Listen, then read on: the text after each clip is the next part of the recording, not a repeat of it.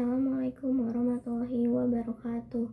Perkenalkan, nama saya Nadira Sagita Husna dari kelas 10D SMA 71 Jakarta.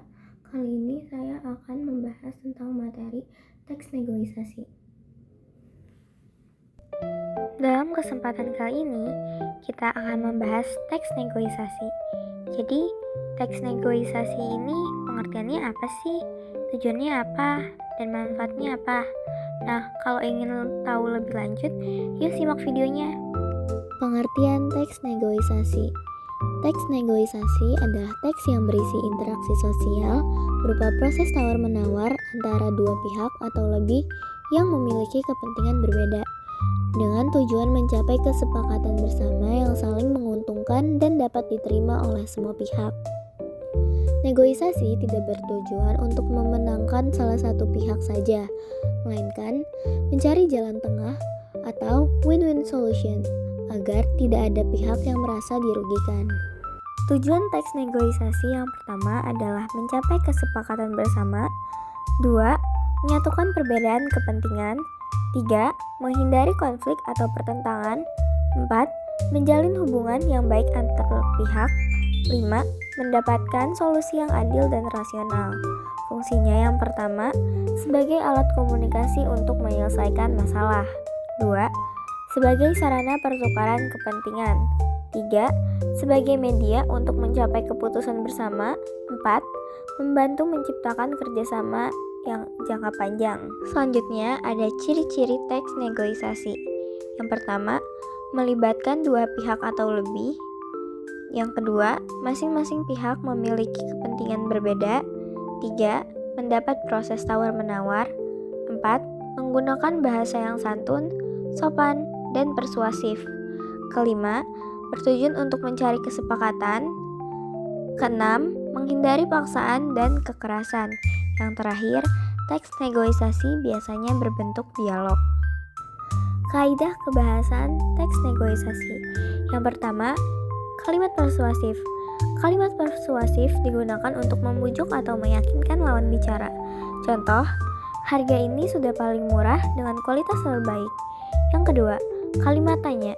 Digunakan untuk memperoleh informasi atau menawar. Contoh, apakah bisa harganya diturunkan? Yang ketiga, pernyataan.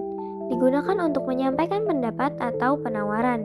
Contohnya, saya hanya memiliki anggaran Rp200.000. Struktur teks negosiasi. A. Pembukaan. Berisi salam atau sapaan untuk memulai komunikasi. Contoh, selamat pagi Pak. B.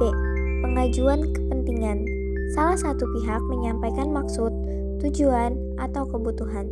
Contoh, saya ingin membeli tas sekolah ini. C. Penawaran. Pihak lain memberikan tanggapan berupa harga, syarat, atau ketentuan. Contoh, harganya Rp250.000. D. Tawar-menawar. Terjadi proses saling mengajukan dan menolak penawaran sampai ditemukan titik temu. Contoh, bagaimana kalau harganya Rp200.000? E. Kesepakatan.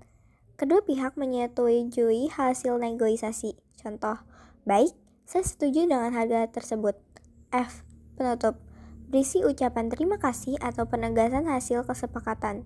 Contoh, terima kasih atas kerjasamanya. Jenis-jenis teks negosiasi ada dua, yaitu berdasarkan situasi dan berdasarkan cara. Berdasarkan situasi ada negosiasi formal, contohnya kontrak kerja dan perjanjian bisnis. Yang kedua, negosiasi non-formal, contohnya tawar-menawar di pasar. Yang kedua, ada berdasarkan cara, negosiasi langsung dilakukan secara tatap muka. Yang kedua, negosiasi tidak langsung, dilakukan melalui telepon, email, atau pesan tertulis. Manfaat teks negosiasi. Yang pertama, melatih kemampuan komunikasi. Yang kedua, mengajarkan sikap toleransi dan saling menghargai. 3. Membantu menyelesaikan konflik secara damai. 4.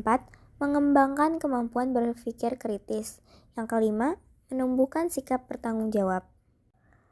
Kesimpulan, teks negosiasi merupakan teks yang sangat penting dalam kehidupan sehari-hari karena berfungsi sebagai sarana untuk menyelesaikan perbedaan kepentingan melalui dialog dan kesepakatan bersama.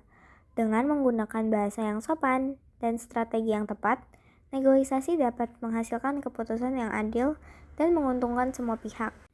Nah, karena saya sudah memaparkan semua tentang teks negosiasi, semoga kalian lebih tahu atau mengerti tentang teks negosiasi.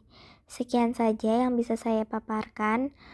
Terima kasih. Wassalamualaikum warahmatullahi wabarakatuh.